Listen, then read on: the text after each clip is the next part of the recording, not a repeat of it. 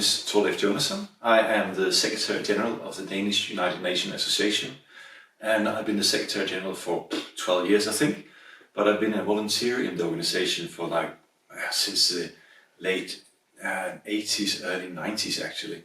I am a political scientist, but I'm also a skilled electrician, so I have a very broad background, and I worked with adult education when I was in the Association for Adult Education in Denmark as well. So I know a little about a lot of things, but I'm really happy to be here together with Martin, an expert in his area of expertise. And my expertise is related to sustainability. I'm Martin Witthaut, Vice President of the German Federal Association for Sustainability, which was founded at least 8 years ago. And next year we have the 9th anniversary. It was an outcome from a project. We had a participatory project in Berlin, and it was a project of the UNESCO Education for Sustainable Development Decade. Yeah, my background is I'm also a political scientist and historian, studied in Freiburg in south of Germany, and went to Berlin having the first job in politics, and quit the job right after that, and had a lot of other jobs, but spent a lot of time with thinking about how to making the world better. That's at least my dream job now. Voluntary, not to forget. That's good, Martin, and I'm happy that you're jumping straight into the issue about sustainable development, because that's what we're going to talk about. Of course, we work with the SDGs, as they're called, the Sustainable Development Goals, that was agreed upon by the United Nations members. And the thing about the SDGs, in our organizations, we work and we talk about the SDGs. But there's the issue about how to live the SDGs, how we live the Sustainable Development Goals agenda. Because talking about it is not going to change the world. And I hope that throughout the next 15 minutes we might give some ideas on how we are working with the SDGs to inspire other organizations and small companies. Because I'm a membership organization representative with a lot of members. You are not only membership, you are a bit more business-like, is that correct? Business is one issue, lobbying is the other issue, and we have different activities. One of them is implementation of sustainable development goals into companies, into organizations, and to have them by consultancy, by advising, by workshops, and but how we live it for ourselves. This is related to what say the sustainable development goals to us. And I think in this topic we started early in 2016, right a few months after they were issued or published. And the first questions when we had the first workshops about that was about what do the numbers mean? Is this a set row we have to go through, or why are they in this row they are decided to go? And the other thing was where to start. If I want to contribute something, where to start with the SDGs to where do I start the work? And I think the most important thing is that you cannot see the SDGs as a separate goal, each other. You have to systemically go over them, and there are obviously some goals which are in a hierarchy kind of, and let's say SDG number 3, health and well-being, is not possible to achieve without stopping hunger, without stopping poverty and so on. And this is why we started to think about a kind of a roadmap, how to make it more practical for us. And we try to go through this roadmap by every project we are preparing, we are doing to be prepared for being a kind of a business model and so on. This is what we do, how we do. Oh, great. And I do like the emphasis on that, the connectedness of the goals, because you cannot just take one goal and then work on that. You have to look at it together with the other goals, because if you only focus on one, then the rest will sort of be neglected, and you will not achieve sustainable development, because you cannot do it without addressing all the 17 goals. That's, to me, that's the important thing about the SDGs. You know, we were founded back in 2013, this was the 300th anniversary of the German word sustainability, Nachhaltigkeit, and the 300th anniversary of publication, the first time. Probably the word has existed before, but so a lot of people at that time and still are struggling about the meaning of sustainability. And of course, we have this three pillars, the social aspects, the ecological aspects, and the economic aspects.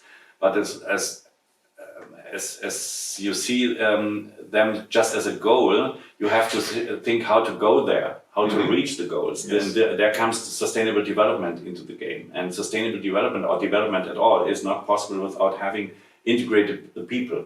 And if the people are integrated, and so far we extended the model, if the people are integrated, we have the issue of participation as a basic line.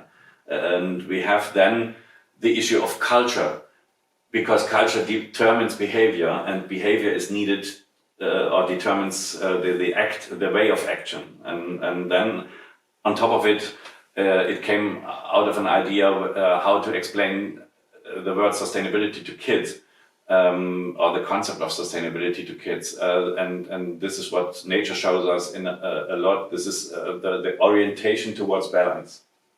Yes. But how about being a bit more specific, like people-centered? So what are people, what are we in our organizations, what are we as human beings supposed to do to be living the SDGs, to be living Sustainable Development Goals? You mentioned about, well, you have the three pillars. So you have nature, you have the environment. So of course, in our daily lives, taking into consideration environment. You also mentioned the social pillar. So what does to be considering the social aspects of the SDGs mean? And then also the economical pillar. What does that mean when we are living the SDGs? So just to step down a step and sort of, what do we in reality do? What does it mean? We have, by education or by experience, I don't know, but we have a total focus on economy and economic things. Earning money, going to work, having money to afford something, and so on. And this is very much related to social aspects. But the environmental and the social aspects are, in our opinion, really small compared with this big one of economic, because economics drives all the daily life we have. And I think, first of all, we have to think about that 17 goals means, and the interaction between the goals means that sustainability is a broad thing, and you cannot keep economy just in one corner and having social aspects in the other corner, and to compete with each other. When it comes to our place, we try to integrate the people. We are running a co-working space in Berlin. So we try to integrate the people. We want to live the collaboration working, where the name comes from, and not just having another office offering some desks, and so we are integrating the people in different topics we have, and giving them the opportunity also to exchange with us their opinions, their topics, and vice versa. This is what we are doing in the moment. So when you say economy, I think very specifically on what we have done when it comes to economy, and it's very basic. But for instance, our bank, the old bank was connected to misuse of money, the sort of hiding money from the tax systems, sort of in tax havens. So we changed bank. Very specific issue. How do we live the SDGs in connection to bank? We moved to a new bank. It's difficult to find a bank that is completely clean, but to find a bank that is not money laundering, that was one thing we did. And the second thing I think about when you talk about economy and also connecting it to the social issues is about how do we treat our staff? How is I treated in the office? How do I treat the staff that we have employed? And we're supposed to be a rights-based organization working within the SDGs. So of course, the rights of the staff must be ensured. How do we do that? So we comply with the agreements with the trade unions. I always ask the staff, not that they should be a member of a trade union, but I encourage it, because if I make mistakes as an employer, then they can always ask some experts and we will remedy the situation. So that is part of the way I think about the SDGs. I also think about this, about the being a rights-based organization, also to provide a safe space for staff, but also for our members and our partners. So always trying to create environments where you don't feel in a bad mood, or you don't feel that somebody is trying to dominate you too much, or you feel that you're being pushed into an unsafe area. And this is quite difficult, because sometimes you maybe not realize that you're pushing people too hard. When it comes to SDGs, it comes also very much or very often to the topic resilience, and this is what taking the bank issue. We have had right from the beginning a discussion. Which bank should we use? Of course, it was a sustainable bank. This was in our mind, but which one? We had the opportunity to go to 3 different banks at that time, and one is a sustainable European bank, originally from Holland. One is a sustainable German bank, which is growing and growing and growing. And this is also an issue of what costs the bank account, you know. And then it's an issue we still were aware in Germany. This is cash money is an well saved, well preserved issue, and if you go to a bank like we have now, which is a direct bank, you have no filial system, so you have not the opportunity to take bank from the account to have cash, or to bring cash. Like if you have an event and did some cash donations, you cannot bring it to the account.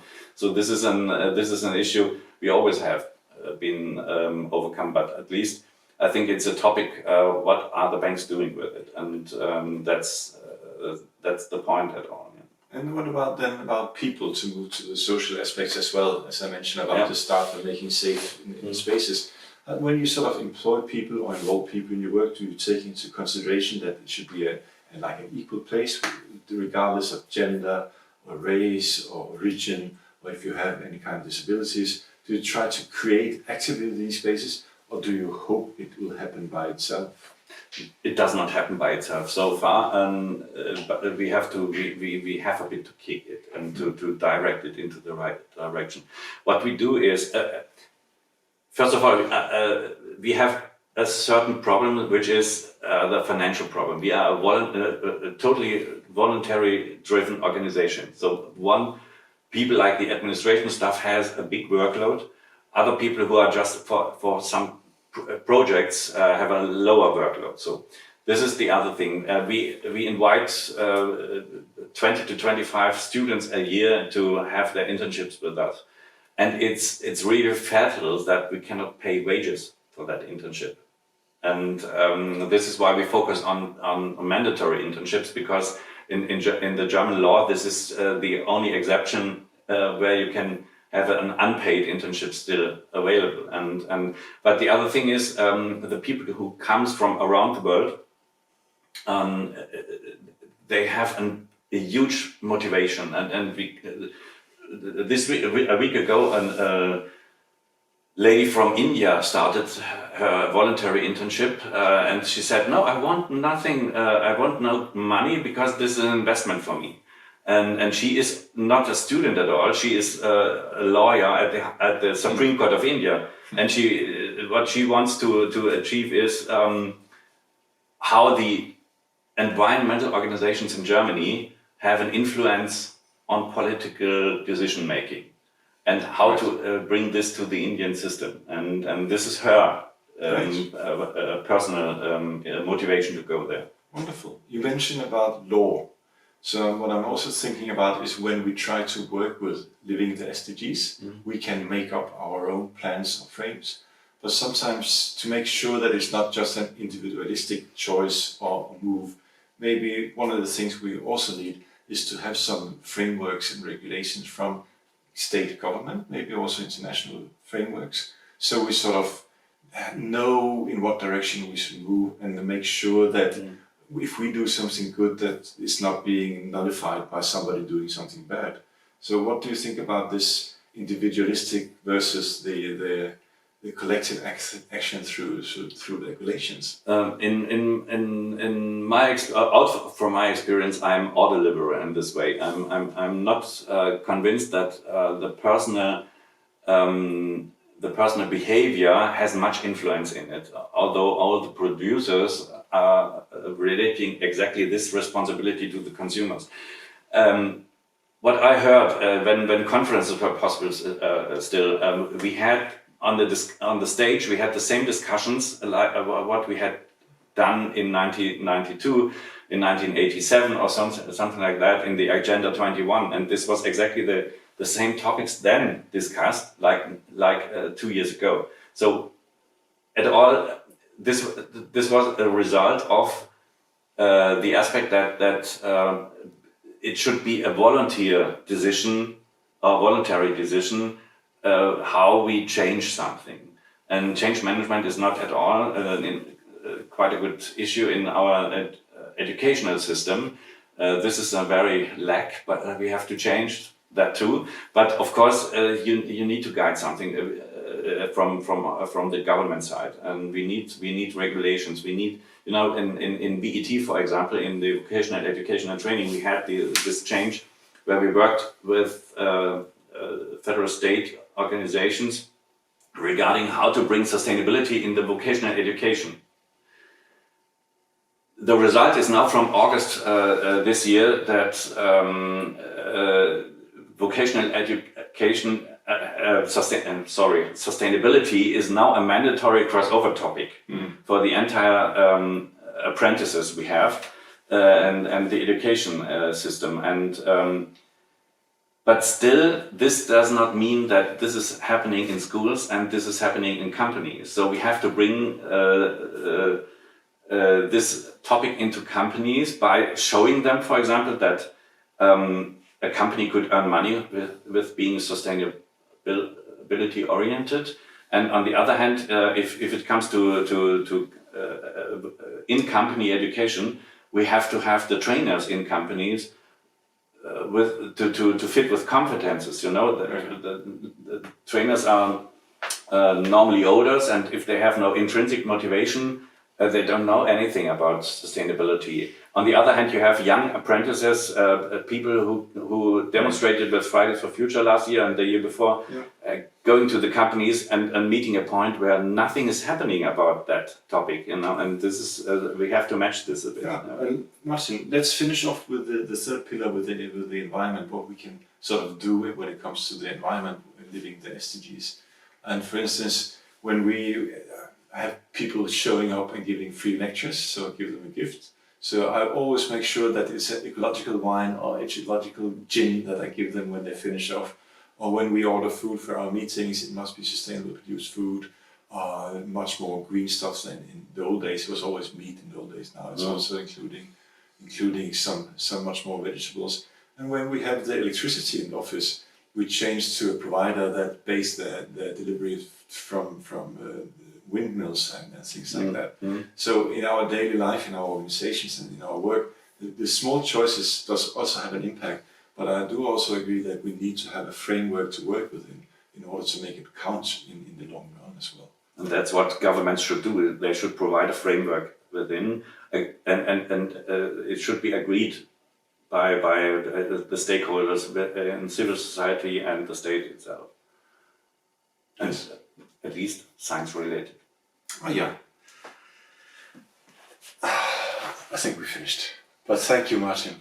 It was great to talk to you. And what we need to do in our organizations is to remember the SDGs. And as you mentioned very correctly, the 3 pillars.